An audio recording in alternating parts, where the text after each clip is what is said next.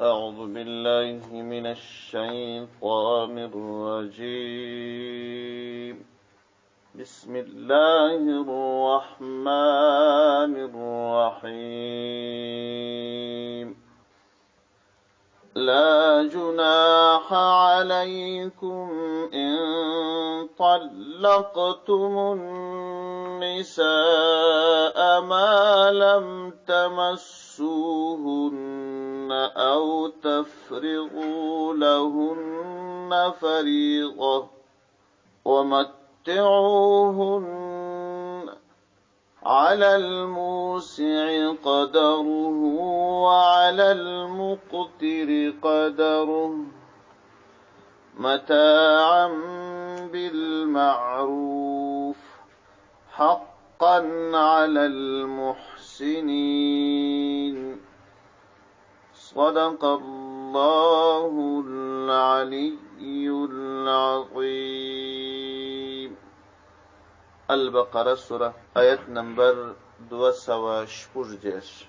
په دې آیات کریمه کې رب عز وجل درود دیرشم حکم بیانوي. د کوم ځای څخه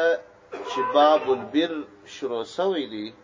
د هغه څخه متعدد احکام رب عز وجل بیان کړي دي چې په هغو احکامو کې یو حکم دغه دی چې په دا آیت کریمه کې بیانېږي. په دې آیت کریمه کې د مہر خبره کیږي چې مہر قبل المسیس یا قبل الدخول طلاق راسي او مہر نه ټاکل شوی. اصلا د مہر د پاره چې تاسو څو مسائل په ذهن کې کښینوي نو بیا دلته چې ځینې مسائل په دې آیاتو کې بیان شوي دي دا به ښه واضح وي. مہر د نکاح د پاره واجب دی که څه هم زموږ د احنافو پر مذهب باندې کچيري په نکاح کې په عقد نکاحي کې مہر یاد نسی نکاح خو سید عقد نکاح خو سید دی خو مہر دا واجب دی دا به ادا کوي. مہر چې زموږ په پښتو اصطلاح کې ورته ولور وایي دا په نکاح کې ځکه لازم بلل شوی دی چې د انسان د نکاح د نارینه او د ښځې د یو ځایوالي د دې شرف نسبت و حیوانانو ته ثابت شي. نو په عقد نکاحي کې چې ولور ټاکل کیږي زموږ پر مذهب باندې د ولور لپاره ادنا اندازه 10 درهم شرعي دي. حد اقل یعنی تر ټولو لږه اندازه که څوک په ولور کې ټاکي 10 درهم به وي. 10 درهم اوه مسکاله کیږي. دا اوه مسکاله په اوس وخت کې د 14 یا 1500 پاکستاني کالداري زر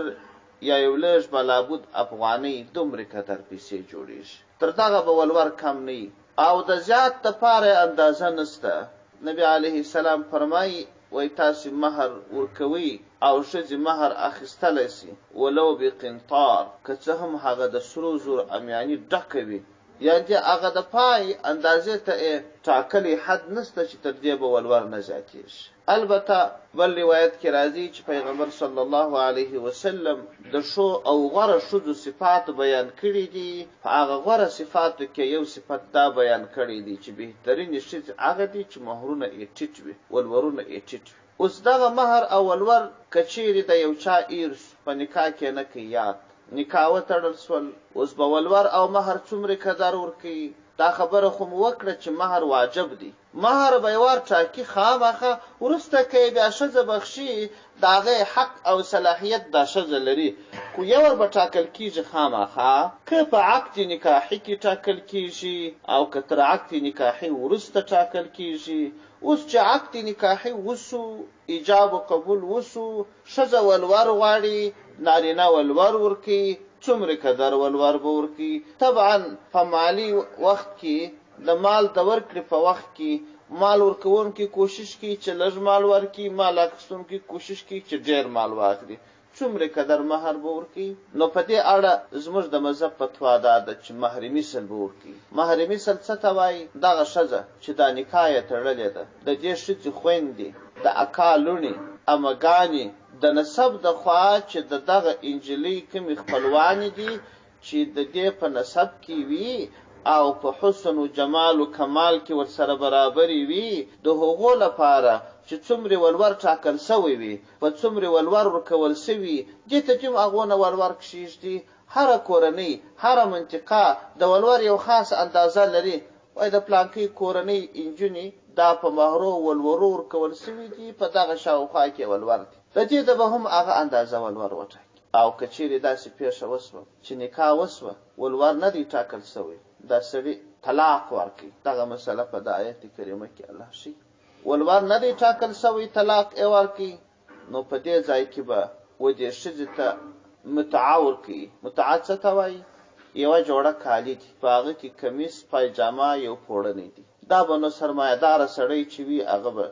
ښه کالي ورکړي، متوسط به میانه کالي ورکړي، که فقیر و غریب و هغه به ادنا کالي ورکړي. او که چیرې داسې و چې یو سړي دغه ښځه چې په نکاح یې واخیستل ولور یې ورته وټاکئ او بیا یې تر واده کولو یا تر یو ځایوالي مخکې طلاق ورکړي. ګورې په دغه ځای کې خو نکاح تړل سوی ده، ولور نه دی ټاکل سوی او یو ځایوالی هم نه دی سوی چې خاوند طلاق کړل. په دې صورت کې فقط دا یوه جوړه کالي دي. او که چیرې نکاح تړل سوی وه ولور ټاکل سوی و تر یو ځای کېدو مخکې تر واده کېدو مخکې خاوند طلاق ورکړي دلته به نیم ولور ورکړي. بله مسله دا ده که چیرې یو سړي نکاح کړی وه ولور یې ټاکلی و تر راواده کېدو مخکې یې خاوند وفات نو په وفات سره د احد د زوجینو نکاح تامه ده د دې ښځې بشپړ ولور حق دی پوره ولور به ورکوي. او که چیرې د دې خاوند په مال کې څه شی پاته و د میراث حق هم لري، هم د میراث حق لري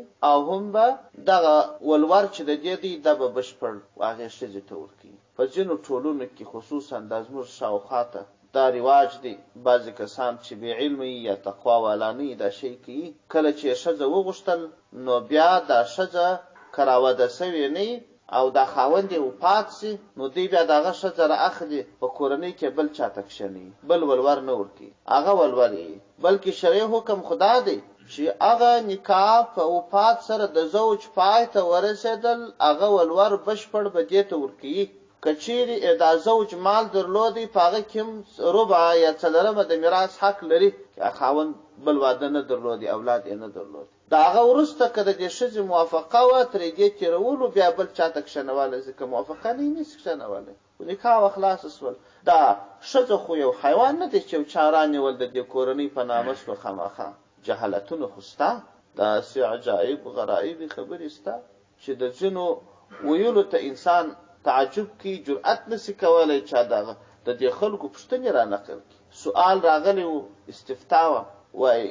که چیرې د سړي ورور وفات سي او بیا غواړي هغه ورېنداره ولیوره ته کښېنوي نکاح غواړي که نه غواړي نو خو خپله کونډې ده نکاح غواړي که نه غواړي. اوس نو د ده د سؤاله څخه دا خبره معلومیږي چې د دوی دا یقین دی چې دا ښځه موږ وغوښتل دا زموږ د کورنۍ ملکیت بس بالا به دوی حق نه پکښې لري. ما په جواب کې ورته بدبخته نکاح خود غواړي نو چې کله یې خاوند وفات شو نو ستاسو خو د دې ښځې سره نور هېڅ اړه نشته. که دا ښځه په دې کورنۍ کې نکاح کوي که یې نه کوي، که بل ځای نکاح کوي کېږه سره نه کوي، که نکاح کول هم جبر به نه وي، مهر به وي، د دې رضایت به وي، بله مسله ده. که چیرې یوه ښځه یو چا وغوښتل ولور یې ورته وټاکئ تر راواده کېدو مخکې دا ښځه وفات شوه دلته هم په دې صورت کې د دې ښځې بشپړ ولور حق دی. البته دلته بیا نیم مهر بیرته خاوند د میراث په قانون ځینې راوړي ځکه چې د دې څومره قدر مهر و هغه خو د دې ملکیت دی نو په هغه ملکیت کې د خاوند حق شته ځکه ښځه چې وفات سي که اولاد نه درلودي نیم مال د دې د خاوند حق دی. یو وار به د دې مهر تسلیم کړي بیرته به نیم مهر او که د ښځې په ملکیت کې نور مال درلودي په هغه کې هم خاوند بیرته حق لري چې د میراث په قانون یې یوسي. و دلته الله جل جلاله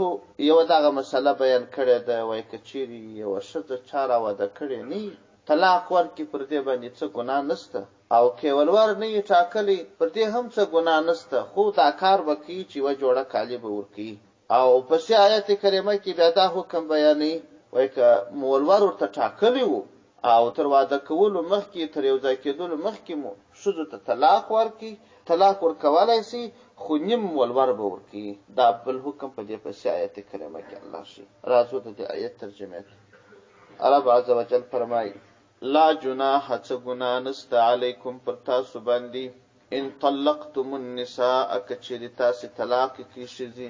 ما داسې وخت لم تمسوهن چې تاسو مسکړی نه جماع منی ورسره کړه دغه ما لم تمسوهن د دې څخه یا جماع امراته یا خلوتی صحیحه امراته خلوتی صحیحه دې ته ویل کیږي چې خاوند او ښځه سره یو ځای سي د جماع کولو کم معنی نه وي طبيعي او شرعي معنی نه وي نو په دې صورت کې قسم جماع ونسي بیا هم ولور د دې شته حق دا هغه صورت دی چې تاسو نه جماع د خپل میرمنې سره کړی او نه مو خلوت صحیحه کړی او تفرضوا لهن او تاسو نه پرس کړی نه ټاکلی د دې شذ لپاره فریض د مہر ټاکلی مہر مو نه ورته ټاکلی تر مہر ټاکلو او ترجمه کولو مخکې طلاق ورکړي پر دې څه ګناه نشته مګر دا کار وکړي متعوهن نه په حاصله کې ودیته معنا څه اعطوهن ما يمتعن بهن ما يتمتعن بهن تاسو ورکی ودیته داسې یو شی چې دی په هغه سره نه په حاصله کې چې هغه و جوړه کالی د متعه چې هغه د درو جامو څخه عبارت ده کمیس دی پایجامه ده او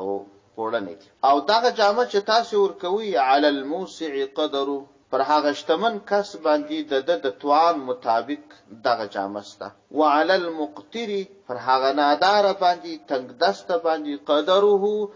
د توان مطابق د جامه سته متاعا بالمعروف دا نه په حاصلول دي متاعا سمانه تمتيعا نه په حاصلول دي نه په لاس راوړل دي بالمعروف په نیکه طریقه سره د معروف څخه مراد ای شرعا چې په شریعت کې کومه اندازه او طریقه او کیفیت ورته ټاکل شوی دی هغه اندازه به حقا دا حکم ثابت دی على المحسنين پر نیکانو باندې یعنی هغه کسان چې د الله عزوجل حکم ته غاړه ایښودونکي وي مطیعين وي ورغه دا حکم ثابت دی لازم دی یعنی دا متعاور کول دا واجب دی د چا د پاره دا چا د پاره چې ولور نه ورته ټاکل شوی دا یو حکم اوس هغه دوام حکم کچېر تاسو ولور ټاکلې و تر واده کولو مخکې مداشزه طلاق کړل هم طلاق واقع دی البته التنم ولور حق دی وان طلقتموهن کچېر تاسو داشزه طلاق کړل من قبل ان مخکې تر دې تمسوهن چې تاسو مسکې دي داشزه یعنی جماع یا خلوت صحیحه وسره وکي او حال داو قد فرضتم لهن تاسو ټاکلی و د دې شذ لپاره فریضه ټاکلی مہر مو ټاکلی و د مہر اندازه معلومه کړې و نو بیا څه حکم دی فنصف ما پس نیم ولور حق دی ما د هغه فرضتم چې تاسو ټاکلی دی نیم هغه ولور چې تاسو ټاکلی دی دا د دې شذ پر تاسو حق دی هو دا لار خلاصه ده کچېر خاوند احسان کی وای ځا طلاق می ورکی د نیم ولور پر ځای باندې بشپړ ولور ورکوم یو څه بلابود ورکوم کولای شي دا شکار دی او یا دا شذ ورته وای چې نیم ولور می حق دی زینه غواړم ما در بخښلې دی دا چې د خاوند د طرف څخه عفو راسي زیادت مال عفو زیادت تویل کیږي یا د شذ د طرف څخه عفو راسي نو دا شکار دی که خاوند شتمن و داغه طرف دی عفو وسی که شذ شتمن وي د دې طرف دی عفو وسی ځکه الله جل جلاله فرمای فنصف ما فرضتم نو نیم هغه ولور دی چې تاسو ټاکلی دی الا معنا د لیکن دا خبره ستا ان يعفونا چې دغه شذي عفو وکي یعنی دا هغه مال چې د دوی حق دی هغه مال دی و نه غواړي څه معنا فیترکنه دغه نیم مہر دا پریشت او یعفو یا عفو وکي الذي هغه څوک بيده چې د فلاس عقده النکاح هغه عقد د نکاح دی چې هغه خاوند دی ټول ولور ورکی الله جل جلاله فرمای وان تعفو او کتاسو عفو وکي یعنی دا کچیر ځینې کسان شتمن وي پر نادارو باندې عفو وکي یا په بل عبارت خاوند شتمن وي شذ ته زیات مال ورکی یا شذ شتمن وي خپل حصہ خاوند تور پریشتي دا کار کوي کی اقرب للتقوا دا شنجې دی و تقوا ته او به الله جل جلاله فرمای ولا تنسوا تاسو ما ایروي الفضل فضل یو پر بل احسان کول بینکم فمنځ کې خپل یو د بل احسان سره کوي دا مسره ایروي ان الله یقینا الله پاک چې دی بما په هغه کارونو باندې تعملون چې تاسو یې کوي بصیر شلیدون کې دي تاسو ټول کارونه ویني تاسو خبري اوري تاسو اعمال ویني حافظوا على الصلوات والصلاة الوسطى وقوموا لله قانتين دلته الله جل جلاله مخکې هم څه احکام بیان کړل طلاق د نکاح ده او وروسته هم بیا څه د وصیت احکام بیانوي د ځینې شیان داسې دي چې هغه د مال سره اړه لري او ځینې د دنیا د ژوند د سمېدو سره اړه لري او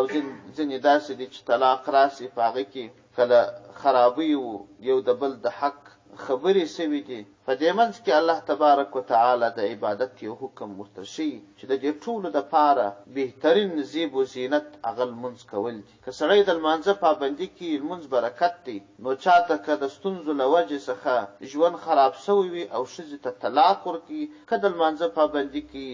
الله جل جلاله به د دغه مشکلاتو څخه د لمانځه په برکت وباسي او که چیرې یو څوک لمونځ کوي او د مال محبت یې په زړه کې هغه اندازه د مال محبت به یې د زړه لرې سي چې په ده باندې د دین احکام ماتوي یا وروسته څه خبرې راځي چې د وفات مسله راځي نو بیا لمونځ د آخرت دپاره بهترینه توشه ده لمونځ هغه برکت والا عمل دی که یې څوک په صحیح طریقه باندې وکړي د انسان ذهن خلاصي خیر و شر سره پیژني او د انسان هغه باطني شامیه قوه چې هغه د ګناهونو او د بدو اعمالو بد بوی دي یا د نیکو اعمالو ښه بوی دي باطني او معنوي بوی دي نو د لمانځه په برکت باندې د انسان هغه شامیه قوه خلاصېږي هغه معنوي د بصیرت او د حق سترګې خلاصېږي او د حق اورېدلو لپاره یې غوږونه خلاصېږي د حق پیدا کولو د حق لټولو لپاره د انسان هغه فکري ځواک پیاوړی کېږي دا ټول د لمانځه له برکت ځکه الله جل جلاله په دې منځ کې د لمانځه حکم کوي یو او بله خبره لا ده چې د دې آیت کریمه په شان نزول کې بعضو مفسرینو حضرات دا خبره را نقل کړې ده چې د اسلام په شروع کې په لمانځه کې خبرې کول جایز خلک به په لمانځه ولاړ وو یو څوک به رالی سلام به یې ووایه دوی به جواب ورکړي په لمانځه به څوک ولاړ وو پوښتنه به یې وکړه چې پلانکی چیرې دی دول هغه دی پلانکی ځای تللی دي خبرې کول جایز او په لمانځه کې شاوخوا کتل جایز وه نو رب عز وجل د آیت کریمه نازل کړي حکم یې وکړي چې تاسو د لمانځه حفاظت کوئ او کله چې په لمانځه ولاړ یاست نو د لمونځ کولو پر مهال باندې قوموا لله قانتین الله عز وجل ته عاجزي کوونکي متواضعین خشوع خضوع والا ودرېږئ یعنی دا چې شاوخوا مه ګورئ حرکت مه کوئ خبرې مه کوئ دا شیان مفسدین للصلات دي نو ځکه الله جل جلاله فرمایي حافظو تاسو ساتنه وکړئ علی الصلوات پر ټولو لمونځو باندې پر ټولو لمونځو چې هغه پنځه لمونځونه دي بادائها فی اوقاتها چې د دې لمونځو ساتنه په ادا سره وکړي په خپلو وختونو کې د هر لمانځه لپاره خپل ټاکلی وخت او د هر لمانځه لپاره شرایط شته فرضونه واجبات او مستحبات شته او بله خبره دا ده چې په دې لمونځو کې یو لمونځ ډېر بهترین لمونځ دی چې دې لمانځه ته صلات الوسطی وایي الله جل جلاله پر هغه باندې په خاص ډول باندې ټینګار کوي حافظوا علی الصلوات تاسو ساتنه پر ټولو لمونځونو وکړئ په ادا سره په خپلو وختو کې پنځه واړه لمونځونه والصلات الوسطی او پر صلات وسطی باندې د صلات وسطی په اړه باندې تفسیر قرطبي لیکلی دی چې لس قوله سته چې دا صلات وسطی چې الله یاد کړی دی دا کم لمونځ ډېر اوږد تحقیق یې ورباندې کړی دی مشهور او راجح قول دا دی چې دا د مازدیګر لمونځ ښه ډېر روایات یې د مازدیګر د لمانځه د فضیلت په اړه نازل کړي دي بل قول اداره نقل کړی دی چې دا صلات الوسطی دا د ماپښین لمونځ د ماپښین لمونځ دا په منځ کې دی بل قول یې را نقل کړی دی چې دا د ماښام لمونځ بل قول یې را نقل کړی دی چې دا د سهار او د مازدیګر لمونځ دی دواړه دوه لمونځونه بل قول یې را نقل کړی دی چې دا د ماخستن لمونځ دی خو د دې هر قول دپاره یې دلایل او د هغه لمانځه یې خاص فضایل را نقل کړي عام مفسرین حضرات او اکثر محدثین حفاظ د احادیثو هغه د دې صلات الوسطی څخه د مازدیګر لمونځ مراد دی که څوم پر نورو اقوالو دلایل یې ډېره نقل کړي خو د دې مازدیګر د لمانځه دپاره هم بیخي ډېر فضایل په احادیثو کې راغلي او د مل لمونځ هم ورته ویل کېږي ځکه په شواروز کې 15 لمونځونه دي د ماښام او د ماخستن لمونځ یو طرف ته دي د مازدیګر د سهار او د ماپښین لمونځ بل طرف ته او بل دا چې دا دوه لمونځونه په ورځ کې دي چې د سهار او د ماپښین لمونځ دي دا دوه لمونځونه چې د ماښام او د ماخستن لمونځ دا په شپه کې دي په منځ کې د مازدیګر لمونځ نو الله جل جلاله د دې خاص یادونه کړې ده او فرمایلي دي حافظو تاسو ساتنه وکړئ علی الصلوات پر ټولو لمونځونو باندې او الصلات الوسطی په خاص ډول پر صلات الوسطی باندې او وقوموا تاسو ودرېږئ لله خاص الله لره قانتین ودرېږئ عاجزي کوونکي مطیعین اوس نو په دې ځای کې چې قانتین ودرېږئ څو خبرې سته یوه خبره د قیام سته چې تاسو ودرېږئ قیام دا په لمانځه کې رکن دی که چیرې سړی قدرت پر ولاړه باندې ولري پر دغه سړي ته په ناستې د لمانځه اجازه نشته په ولاړې باندې که څوک لمونځ کولی سي هغه که په موټر کې وي که په تیاره کې وي که په ریل ګاډۍ کې وي که په ولاړې لمونځ چا کولی سوای هغه ته جایزه نه ده چې په ناسته لمونځ وکړي اوس په موټر کې سړی روان وي په موټر کې لمونځ په ولاړې کېدلی سي نو اوس سړی ته سوال پیدا سي چې په موټر کې نو کله په ولاړې لمونځ کېدلی سي که سړی په دې موټر کې ودرېږي په بعضې موټر کې درېدلی نه سي په بعضو کې چې ودرېږي خو هر ځای چې بریک ووایي سړی ګزارېږي د معاصرو فتاواو دا خبره تحقیق کړې ده وایي درېدلی سي ځکه دا لاس پر نامه نیول رسته لاس پر چپه لاس ایښول لاسونه تړل دا خو سنت عمل دی نو د یو فرض عمل د احیا دپاره د سنت عمل پاتې سي په د یوه لاس چې پر یو میل باندې لاس ټینګ کړي بس لاس یې نه نیسي د هغسې دي قرات وایي په رکوع کې دې بیا دواړه لاسونه پر زنګنو نه ایږدي دا یو دې کښېږدي دا یوه لاس یې ځان ونیسي مطلب دا دی چې په ولاړه باندې لمونځ کېدلی سي اما که ځای نه و موقع نه وه نو بیا دې هم لمونځ نه پرېږدي په هره طریقه چې لمونځ کېدی ودې کې خو دا لمونځ یې بېرته راوګرځوي که یې په اشاره کولی سوای که یې په ناستې کولی سوای رډې سترګې دې نه کښېني چې ځان وایي زه څنګه وکړم نو اوس په ناست هم نه دی راته روا خو دا دی په ولاړې زه کولی سم زه بیا بیا وکړم یا ویې که څومره چې د استطاعت او طاقت و په هغه اندازه باندې که دې په ناسته کولی سوای که دې په اشاره کولی سوای خو چې فارغه سوی بیا یې راوګرځه قیامې مسله ده او بیا دا چې الله ته عاجزه ودرېږي نو وایي عاجزي څه ته وایي قانتین معنا څه ده الله عز وجل ته تسلیمېدل خشوع خضوع شاوخوا به نه ګوري اوس د شاوخوا کتلو مسله داسې ده چې سړی مخامخ قبلې ته ولاړې که چیرې سړی سهوا مخ واړوي دې خوا ته یې وکتل په دې سره لمونځ مکروه کېږي فاسدېږي نه که د سترګو تر بېغو یو څوک بې ضرورته ګوري یا مخ اړوي دا لمونځ مکروه کېږي که قصدن وي که سهون وي که سهون وي خو شی نشته که قصدن وي لمونځ مکروه کېږي او که سړي سینه واړول بیا لمونځ فاسدېږي مخامخ چې قبلې ته سینه برابروي دا شرط دی په لمانځه او که سینه ورسره واړول لمونځ فاسدېږي او همدا ډول خبرې کول دا لمونځ فاسدوي که څه هم ذکر وکړي د خبرو په نیت باندې د یو چا د پوهولو په نیت باندې دا هم لمونځ فاسدوي او همدا ډول حرکات به نه کوي یو وار لاس ښورول په یو رکن کې چې ضرورت وي پروا نه کوي که ضرورت نه یو وار هم مکروه دوه وارې بې ضرورته دوهم وارې لا هم د اشد ضرورت په وخت کې اجازه ورکړې که تر دوه واره ډېر سي نو لمونځ فاسدوي یا په دواړو لاسو یو عمل وکړي لمونځ فاسدوي همدا ډول تعدیل آراموالي کول چابک رکوع و سجده نه کول دا واجب دي که چیرې څوک تعدیل پرېږدي هغه لمونځ واجب الاعاده دي خبرې نه کول درېدل شاوخوا نه کتل حرکات نه کول تعدیل کول دغه ټول شیان چې یو څوک عملي کړي او په زړه کې هم دوه شیان وي فکر په لمانځه کې او بل لا دا چې فکرا دا ذهن ته ورکړي چې زه د یو ډېر لوی باچا حضور ته په عاجزي ولاړ یم عاجزي په ځان کې راوړم په دغه ترتیب باندې لمونځ کول دا د دې معنا ده چې وقوموا لله قانتین الله ته په عاجزي ودرېږي دغه مقصد دی سبحان ربك رب العزة عما يصفون سلام على المرسلين والحمد لله رب العالمين